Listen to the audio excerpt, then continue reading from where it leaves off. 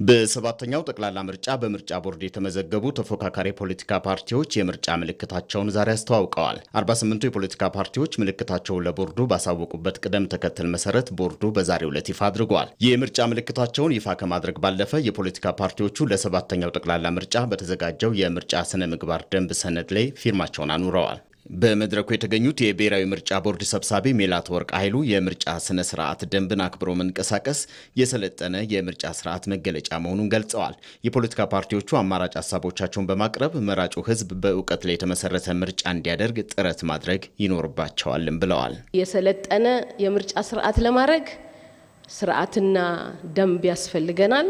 ስለዚህ የሚወዳደሩ እጩዎች እና ፓርቲዎች የሚወዳደሩበትን ምርጫ ውድድር ለማድረግ ሊመሩበት የሚገባውን የስነ ምግባር ደንብ ደግሞ መፈረም ስለሚገባ መመሪያውና ዛሬ የምትፈርሙት የስነ ምግባር ደንብ ያሉትን ሀሳቦች በማካተት አርመን ለዛሬ ዝግጁ አድርገናል። የብሔራዊ ምርጫ ቦርድ ምክትል ሰብሳቢ ተስፋዬ ነዋይ በበኩላቸው የምርጫ ስነ ምግባር ደንቡ የምርጫውን ሂደትና ውጤት ተአማኒ ለማድረግ እንደሚያግዝ ተናግረዋል። መራጩ ሕዝብ ደግሞ በነጻ ፍቃዱ ሳይፈራ ሳይሸማቀቅ የተለያየ ተጽዕኖ ሳይደረግ በነጻነት የሚፈልገውን አካል መምረጥ እንዲችል ይሄ የስነ ምግባር ሰነድ ተዘጋጅቷል ማለት ነው። የሚካሄዱ ማናቸውም ውድድሮች የሚካሄዱ ማናቸውም እንቅስቃሴዎች የስነ ምግባር ደንቡን የተከተሉ ከሆኑ ሂደቱም ውጤቱም ተአማኒ እንዲሆን ያደርጋል።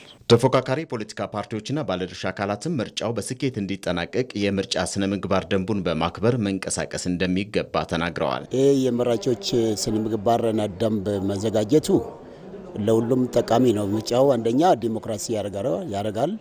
ከዚህ ቀደም ሲሰሩ የነበሩት ግድፈቶች በዚሁ በስነ ምግባሩ እንደሚቀረፍ ነው ማስበው። ፓርቲዎች እንዲወያዩበት እድል ተሰጥቶ ነበረ። ግብአቶችን ማካተት እንዲችል የሚያሰራና የማያሰራ ነገርም በጋራ እንዲታይና ኮምፕሊመንት ተደራርገን እንድንሄድ ውይይት ተካሂዷል።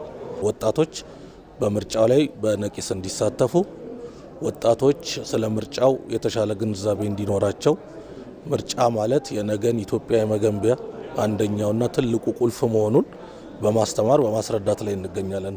ይሄ የስነ ምግባር ደንብ ተወዳዳሪዎችን፣ ፓርቲዎችን፣ ሲቪል ማህበራትን በጠቅላላ በምርጫው ዙሪያ የሚንቀሳቀሱ መራጮችን ጨምሮ የግድ የሚያስፈልግ ነው።